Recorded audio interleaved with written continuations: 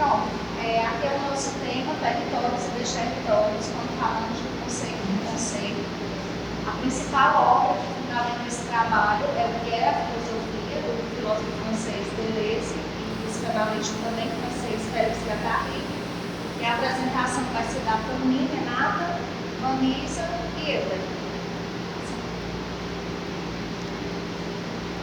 Assim, pois, a questão. Na obra que é a filosofia, Deleuze e Guattari procuram fazer uma territorialização do que chamamos de filosofia. Aí, como assim territorialização da filosofia? O que quer dizer quando a gente fala de território? Seria um território geográfico? Pode ser, mas também pode não ser. Eu trouxe aqui uma definição de Guattari, da obra Micropolítica, Cartografias do Desejo, que ele fala que o território pode ser relativo tanto a um espaço vivido, quanto a um sistema percebido no seio da qual um sujeito se sente em casa. Ou seja, o território pode se referir tanto à questão do território geográfico, como o território psicológico, sociológico. Então, a obra, ela busca abranger todo esse espaço da filosofia, quem são os personagens, tanto também o território geográfico, o contexto que ela surge, o lugar, tudo isso. Buscando entender o que chamamos a filosofia do tamanho, que torna a filosofia e qual seria essa tarefa dela. E aí eles dizem que essa pergunta, ela só não chega tardiamente. Depois de muito fazer filosofia, nós nos perguntamos o que é fazer filosofia. E aí, como eu falei logo na apresentação, o livro foi feito em 1991, dos autores, e a filosofia já vem do mar de 2000 anos. E aí você pensa, poxa vida, não teve ninguém que falou que era filosofia em todo esse tempo, né? Minha sogra de 91 falar o que é filosofia. E aí os autores falam que a biografia sobre, aliás, a bibliografia sobre esse assunto era muito macro, como ele fala. Pouco se falou sobre isso, sobre o que seria fazer a filosofia. E os questionamentos anteriores que tiveram sobre isso, eles foram muito vagos, oblíquos, e não foram esclarecedores. Aí ele fala, no trecho do livro, é uma questão que enfrentamos numa agitação discreta, à meia-noite, quando nada mais nos resta a perguntar. Sobre esse trecho, a gente fez uma analogia, a gente lembrou do filósofo Boécio, porque ele, na obra A Conservação da Filosofia, ele tem um diálogo com a filosofia, muito embora ele já fosse filósofo, mas quando nada mais restava a perguntar, foi que ele foi ter esse diálogo com a filosofia. E nessa obra de Boécio, a filosofia vem consolar ele, mostrando que tudo o que ele perdeu é porque, na verdade, ele não possuía. Porque a gente não pode perder aquilo que, na verdade, não nos pertence. E aqui é, por exemplo, a roda da fortuna. Você vê que em cima a pessoa está com coroa, está com bens, e a fortuna ela é inconstante, vai se ocultando, uma hora você tem, outra hora você não tem. E aí essa obra, A Consolação da Filosofia, mostra que tudo isso, que a fortuna nos tira, a roda da fortuna, porque na verdade não nos pertence. A filosofia como é o nome do conceito, sim. Aí vamos lá, título da obra, o que é filosofia?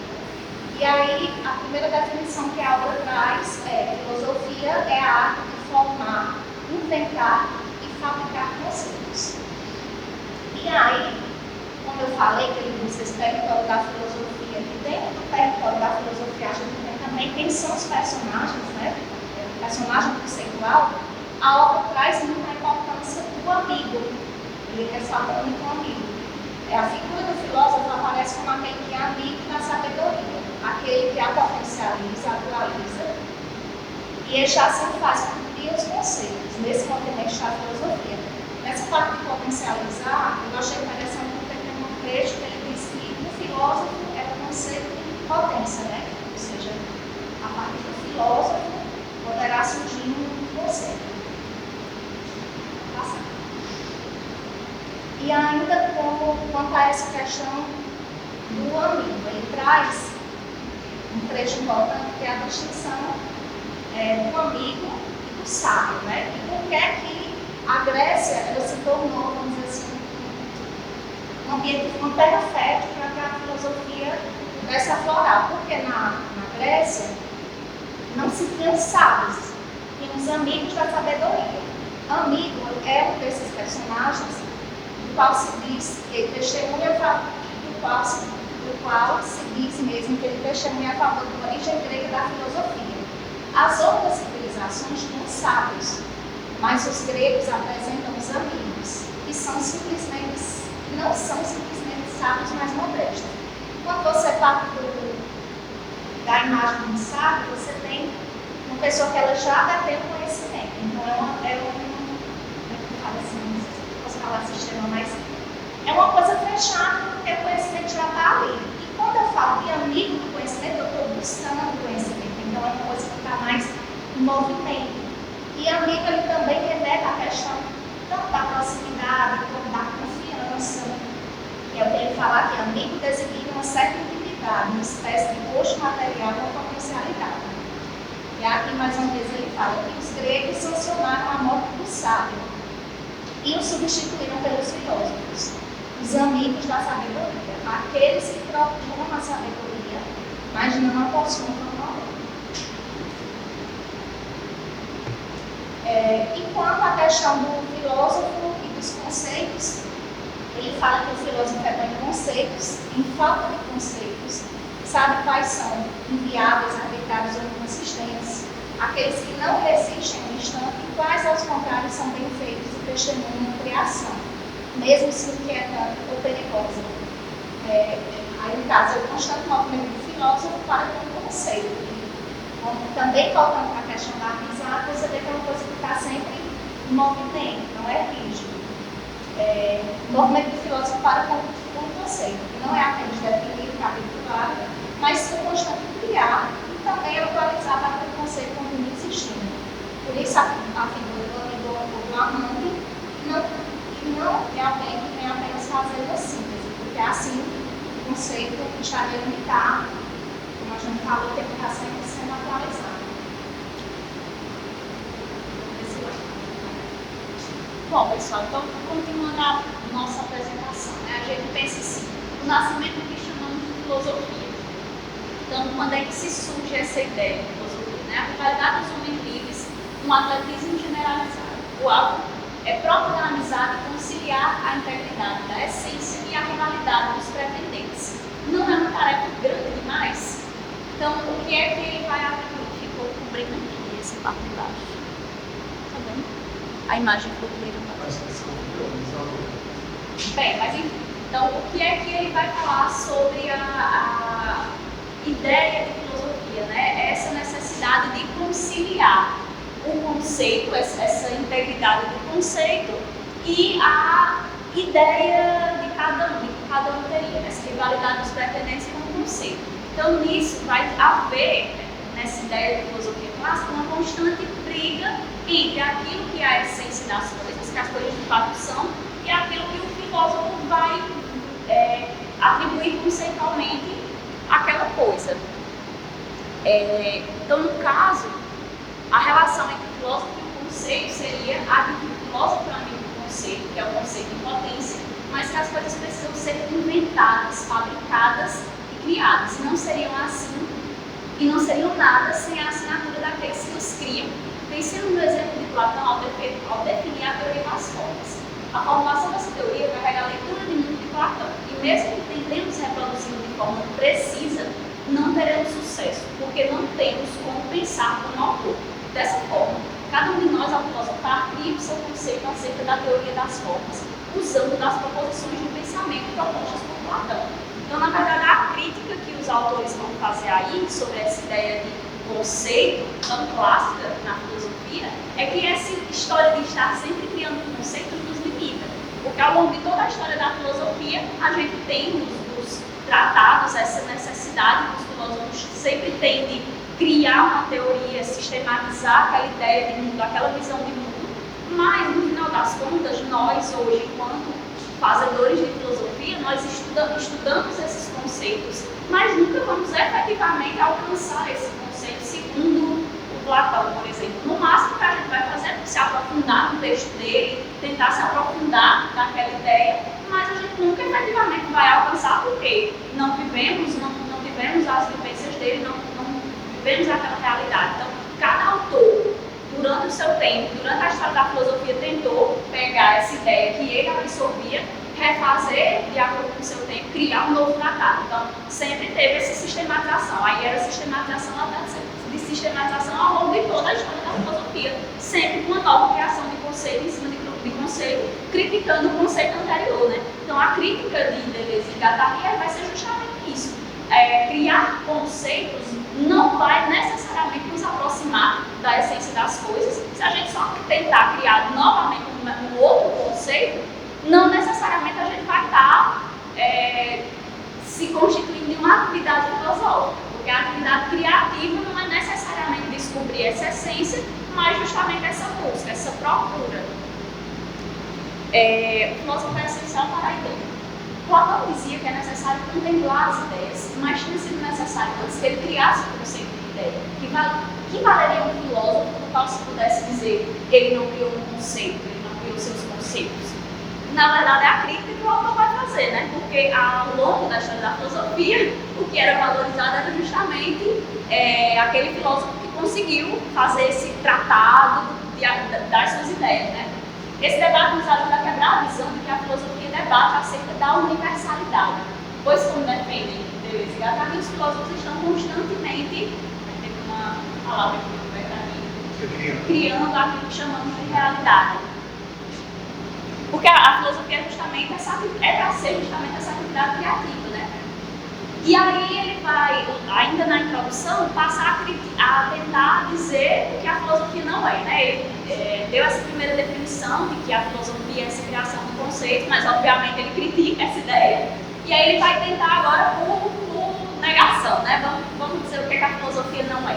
Então, não é contemplação, não é reflexão e não é comunicação.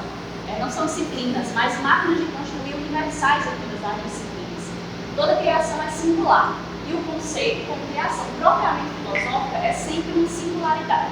O primeiro princípio da filosofia é que os universais não explicam nada. Eles próprios devem ser explicados. Então, essa é a grande crise da ideia de conceito, né? Porque se você tenta dizer que uma palavra ou que um conceito filosófico é a coisa, você vai estar reduzindo a coisa, né? E não é isso que é para ser filosofia. Então, o mero fato de eu estar observando, contemplando, como se costumava pensar, né? Filosofia é contemplação, isso não diz muito sobre a filosofia. Porque eu posso simplesmente estar aqui contemplando o mundo, mas não necessariamente filosofando. O mesmo que se diga da reflexão e da comunicação.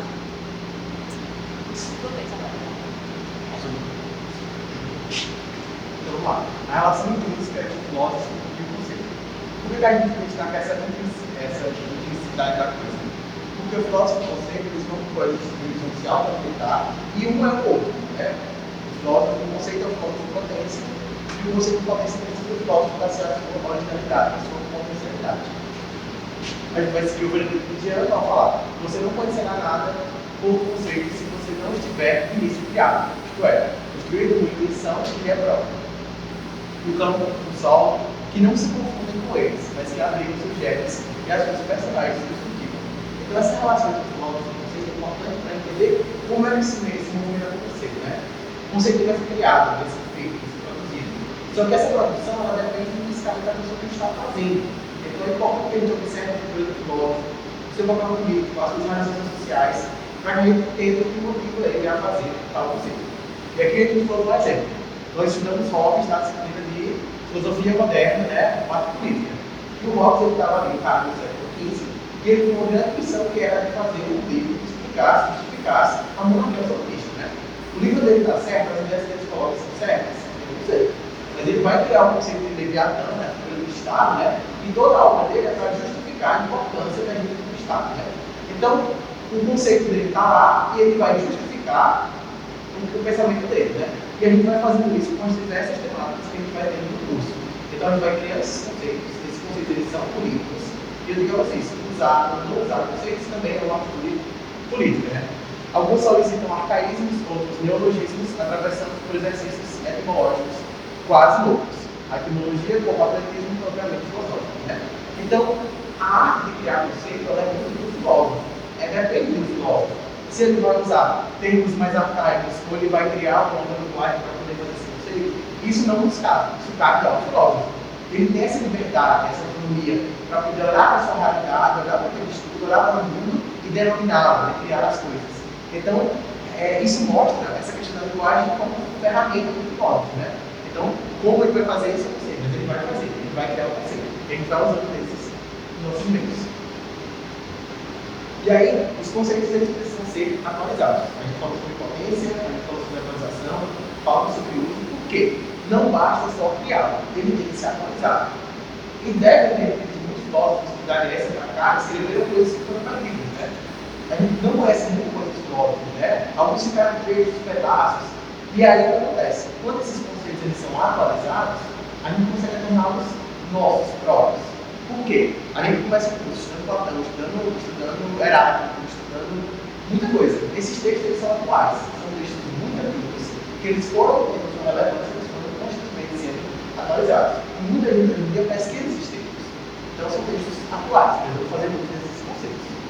Olha, apesar de datados, assinados e batizados, os conceitos têm sua maneira de não morrer. E todavia são submetidos a exigências de renovação, de substituição, de mutação, que dão a filosofia, uma história e também uma geografia agitadas, das quais cada momento, cada lugar, se conversa mais um tempo e passa fora do tempo. Né? Então, beleza, ele dá essa questão da atualidade, a coisa ela precisa ser atual. Eu estou olhando para esse conceito hoje, é um conceito que envelheceu. Como é que eu vou olhar para isso? Como é que eu vou usar ou não usar esse conceito? Isso tudo está em foco, né?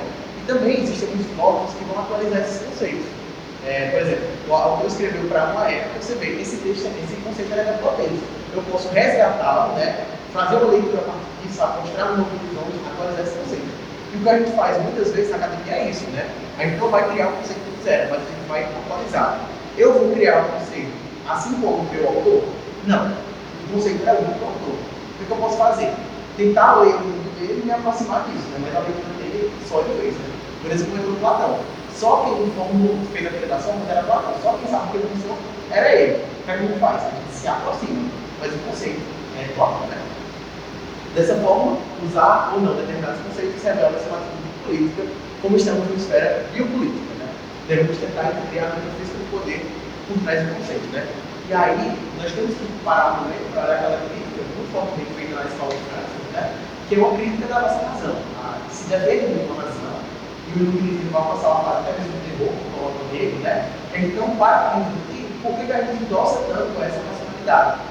E essa racionalidade, ela defende coisas absurdas, preconceito, racismo, racismo de Estado, uma epistemologia muito violenta, né? Isso tudo em nome de uma razão. Então, a gente precisa fazer uma coisa da própria razão para poder seguir com ela, né? Então, vamos saber por quê. Por que eu coloco biopolítica? Porque o sistema que a gente está é esse, a gente precisa entender isso. E a partir do conceito de biopolítica, a gente começa a fazer essa ontologia do presente.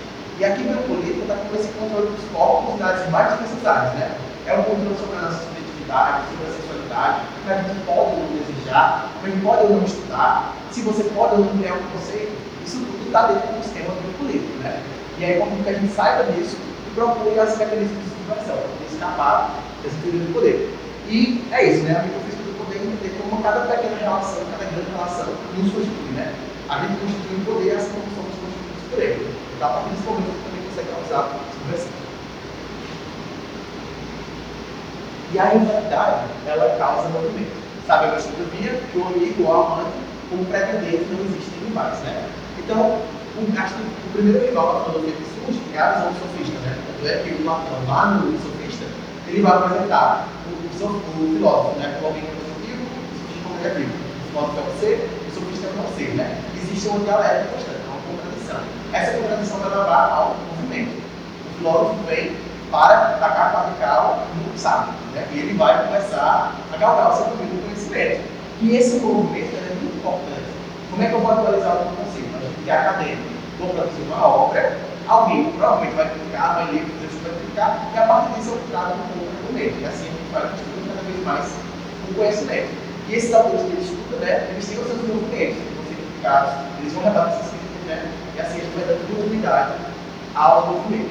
Territorialidade é um dos principais fatores quando falamos de criar conceitos, pois eles englobam as vivências dos filósofos. E aqui é isso. O que constitui um filósofo enquanto ser? O que é que torna ele ser desejante? O que faz com que ele consiga ou não produzir um texto, né? Tem um texto que é escrito por diversas pessoas, mas que por não serem pessoas brancas, que estão lutando, não são textos livres, né? Quer dizer o quê? Isso é uma questão de territorialidade. A gente definiu filosofia como território grego. E tudo que não é grego não é questão de filosofia. Isso é um território, né? Agora, assim como a gente cria esse território, a gente também pode criar novos territórios. A gente pode desterritorializar essa filosofia grega hegemônica e canônica, né? E é isso que o Deleuze e Guattari vão falar, sobre explorar esses outros territórios, né? E até atuar também desterritorializar aquilo que foi definido como território, né? Pensar a diferença. Uma das falácias é aqueles que não são filósofos, mas se vendem para se garantir como filósofo. E aqui está a questão da importância do filósofo, né? Hoje em dia a gente tem muitas pessoas, comunicadores, pessoas mediadas, que estão se vendendo como filósofos, né? E vendem muitos livros, tem lives muito assistidas, fazem talk shows, mas é uma galera que está meramente passando o texto para frente, sem se preocupar em caminho sobre eles, né?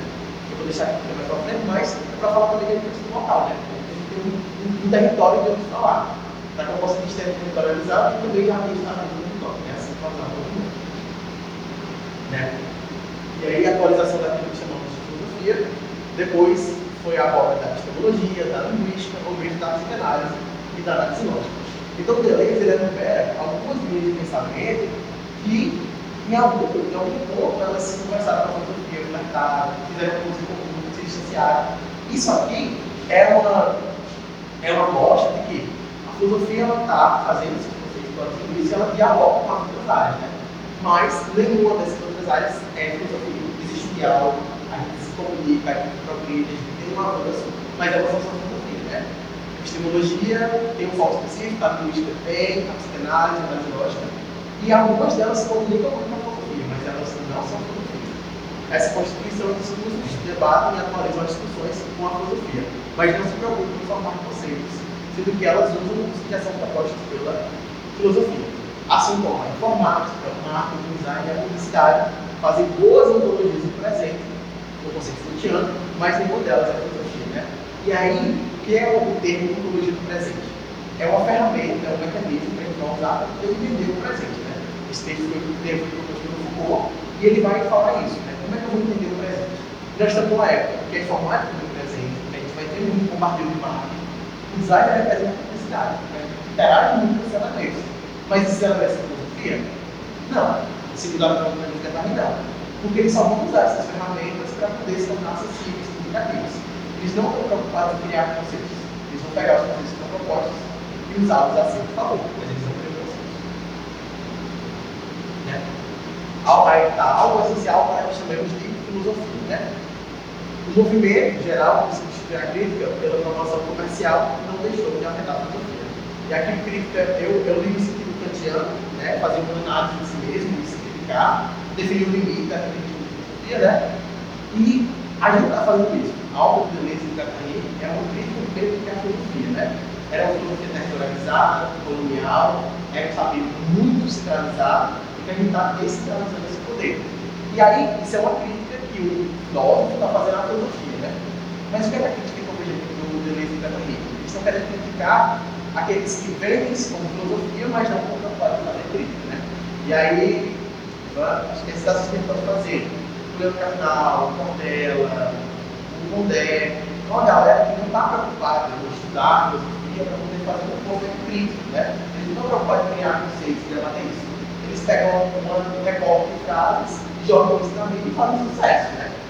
E aí eu digo que, pelo nível que eles são famosos, eu acho que não é eles mesmos que ser para estudar esse material para poder fazer conteúdo. Eles devem ter uma equipe de pauta para escrever isso, né? Então, um trabalho que não tem autenticidade, não tem a imagem dele, não tem a cabeça, o pensamento dele por trás. Não deve recorte, que é para ser mídia-cidade, né?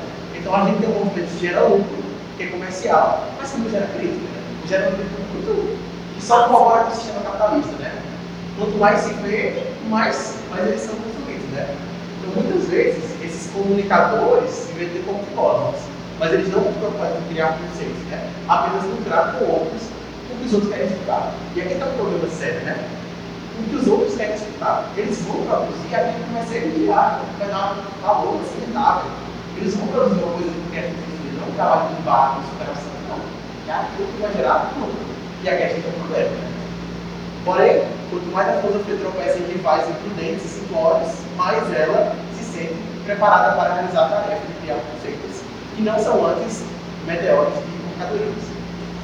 Aqui é uma parte que me dá esperança. Eu acho que a Beleza falando, olha, eu sei que a gente tem muita gente batendo na filosofia, desmerecendo ela, mas a filosofia continua sendo ela mesma, né? Se a gente pegar o conceito de criar conceitos, ela continua atual, totalmente de forma. Na última linha, nós estamos dizendo que esses conceitos são antes meteoros do que mercadoria. Eles passam muito rápido, eles são muito fugazes, né? Eles não têm permanência, né? Isso, que é mercadoria. E aí, o filósofo precisa estar em constante atualização. Falamos sobre atualização. Os filósofos não se ocuparam bastante com a natureza do conceito, como realidade filosófica. Então a gente precisa viver o conceito, formular, atualizar, definir, desnaturalizar, né? E aqui eu coloco a imagem do Aristóteles, que o Aristóteles faz isso, que é essa questão da potência, né? Aqui o objeto, ele tem essa potencialidade, né? Ele pode se desenvolver, e aí tem muita coisa também. O que a gente vai fazer para essa potência, né? Qual o movimento que a gente vai fazer? Se eu fico quieto, é um movimento. Se eu sou a favor, se eu sou contra, isso é um movimento, né? Então, eu preciso ter uma leitura crítica aqui, assim, para poder me posicionar em relação ao mundo, né? Eu não sou ser isolado, fazendo filosofia, cada um uma filha. Não, isso aqui é um contexto político, estudar ou não é uma questão política, né? Quem pode ou não fazer filosofia é uma questão política, né? Então, que a gente possa cultivar essa diferença, né? Entender que cada saber desses é importante. Existem saberes importantes? Existem. Tem saberes originários, tem saberes sujeitos, tem saberes LGBTQ e tudo mais. Então, isso tudo são potências, a gente precisa atualizar, trazer esses conceitos, né? Não é definir uma coisa como unicidade, né? Buscar a multiplicidade. Buscar outra. E aqui, eu pego os exemplos que o Luiz Gattari usa para explicar essa atualização, né? Foram os pós-kantianos que mais deram atenção nesse sentido ao conceito como realidade filosófica, notadamente Michel e Hegel, né? E qual é a questão que aqui eles estão debatendo? Quando o Kant ele vai trazer a sua obra da Revolução Republicana, ele vai separar a coisa em si e a forma como a gente compreende. Então, antes, vai ser essa compreensão que a coisa não carregava consigo a sua essência. E o Kant vai falar, não, existe uma coisa que é a coisa em si e existe o que a gente pode aprender da coisa. Eu, enquanto sujeito, quando vou na coisa, esse movimento e meu sentido aprender alguma coisa. E aí eu vou poder analisar isso que eu preciso. As possibilidades que eu tenho no espaço. Mas eu nunca vou chegar na coisa em si. A coisa em si é o nome. Eu vou unicamente aprender aquilo que meus sentidos conseguiram capturar da coisa. E aí pensar que eu estou desligando. Outras colocações. O Hegel vai falar que a coisa em si já está no objeto. Quando eu aprendo um objeto, eu já aprendi a coisa em si. A do espírito absoluto, a realização, né? Então, esse movimento, o Hegel vai quebrar essa cisão e vai dar isso. Isso é um movimento. Antes de uma tese, o Hegel vai lá e completa essa tese. E aí os pós-kantianos vão tentar formular, né? O que é sentido do conceito, o que está aprendendo, não. Então, isso é um movimento que é constante. Então, a gente pensou nas aulas, todo o movimento da modernidade é tentar superar o Hegel, né? Porque quando o Hegel define a ideia de absoluto, de espírito, de totalidade, ele está fazendo isso com saber que ele é branco, ele é europeu, ele é colonizador, né? Existem outros saberes. Para que eu possa reconhecer isso, eu tenho que primeiro dizer que não é só esse saber que importa que existe, né? Então, isso vai ser um movimento. Os pós-kantianos giraram em torno da enciclopédia universal do conceito e remeteria a sua criação a uma subjetividade. E o cara propôs essa tarefa mais modesta. Uma pedagogia do conceito que deveria analisar as condições de criação como fatores envolventes que permanecem singulares. E eu trago Kant de novo, quando ele fala da figura do eu transcendental, do sujeito transcendental, ele quer criar um sujeito, essa base, né, para aprender qualquer coisa. Não existe um sujeito transcendental, eu vou afirmar isso. Cada um de nós interage de maneira diferente com o mundo, com os objetos, com os conhecimentos, né? Então não existe um eu transcendental, né? Existem as possibilidades, é uma multiplicidade. Como a gente interage não com isso, é uma questão política, né? E aí, Deleuze e Guattari fecham, né, com essa grande questão, que é continuar criticando aqueles que eles denominaram de capitalismo psicológico, né? Que eles vão defender isso na aula do Evangelho, na discussão do Sócrates, a psicanálise, que é o marxismo, né?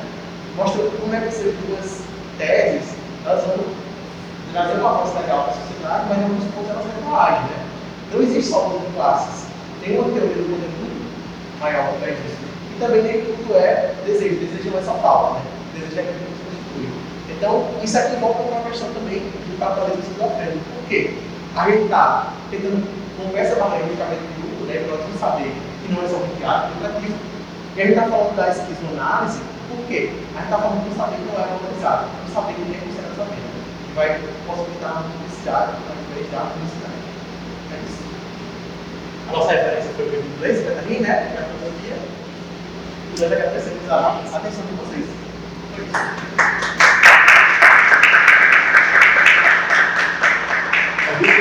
Alguém tem alguma questão?